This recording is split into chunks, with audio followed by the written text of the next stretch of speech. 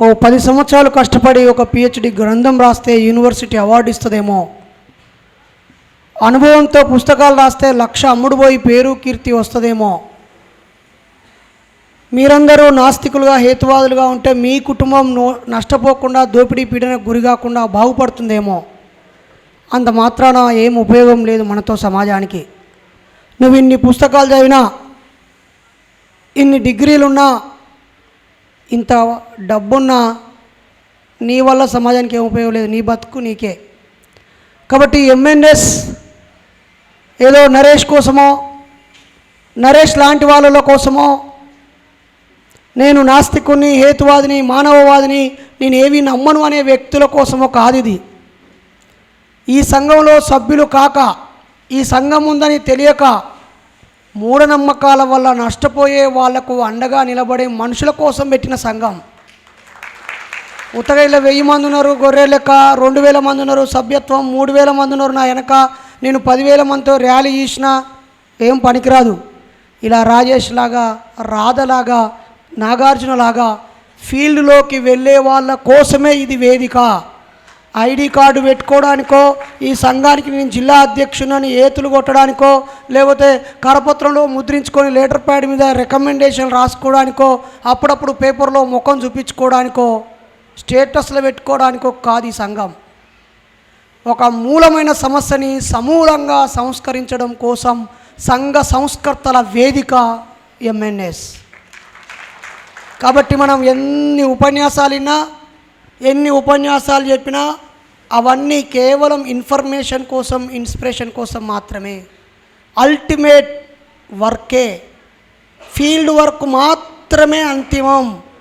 అది మాత్రమే గౌరవించబడుతుంది, అది మాత్రమే ఉంటుంది.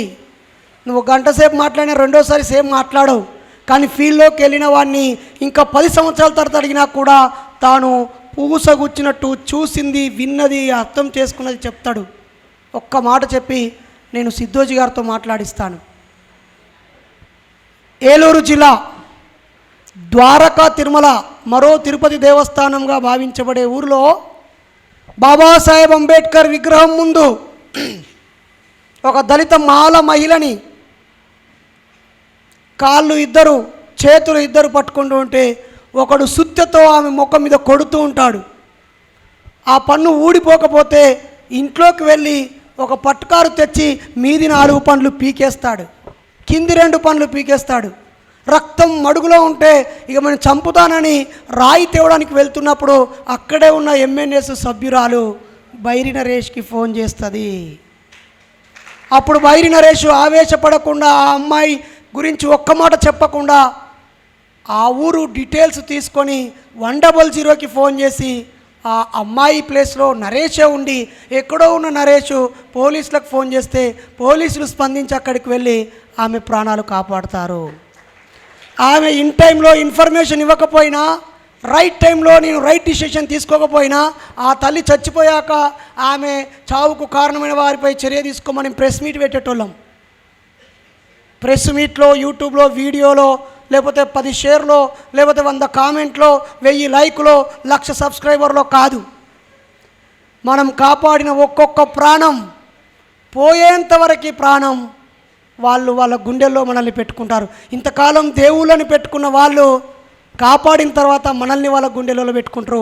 మీరందరూ కూడా చాలామంది గుండెలలో ఉండాలి. చాలామంది గుండెలలో ఉండాలంటే మీరు ఫీల్డ్లోకి వెళ్తేనే అది సాధ్యం.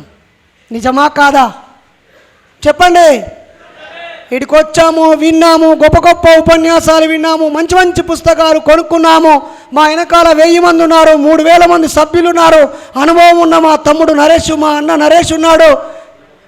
ఇది కాదు, ఫీల్డ్ ఫీల్డ్ ఫీల్డ్ అందరనండి. నెక్స్ట్ 1 సంవత్సరం తర్వాత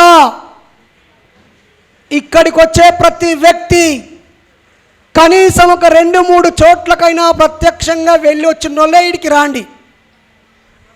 ఓకేనా? ఫీల్డ్లోకి వెళ్తారా?